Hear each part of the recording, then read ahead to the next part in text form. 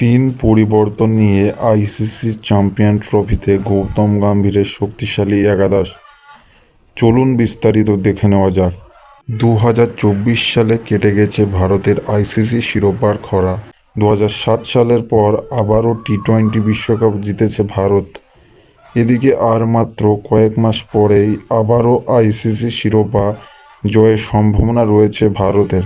আগামী 2025 সালের ফেব্রুয়ারি এবং মার্চে আয়োজিত হবে আইসিসি চ্যাম্পিয়ন ট্রফি। আর এই চ্যাম্পিয়ন ট্রফিতে ভারতের একাদশ কেমন হবে তা আলোচনা করা যাক। কারণ শ্রীলঙ্কার বিপক্ষে ওয়ানডে সিরিজে লজ্জার হারের সম্মুখীন হতে হয়েছে ভারতীয় দলকে। পাশাপাশি চ্যাম্পিয়ন ট্রফির আগে রয়েছে একটিমাত্র সিরিজ। চ্যাম্পিয়ন ট্রফির আগে ভারতের একমাত্র ওডিআই সিরিজ, তাও আবার 2025 সালে।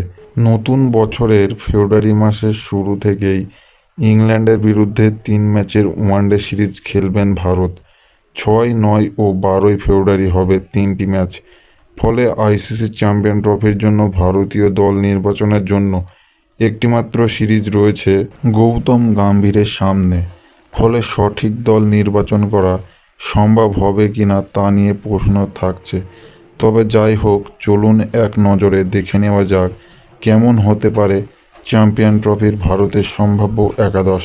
1 নম্বর রোহিত শর্মা অধিনায়ক, 2 নম্বর শুভমান গিল সহ অধিনায়ক, 3 নম্বর বিরাট কোহলি, 4 নম্বর আইয়ার, 5 নম্বর কেএল রাহুল, 6 নম্বর হার্দিক পান্ডিয়া, 7 নম্বর রবীন্দ্র জাদেজা, 8 নম্বর কুলদীপ যাদব, 9 নম্বর বুমরা, 10 নম্বর সিরাজ, 11 নম্বর অর্শদীপ সিং।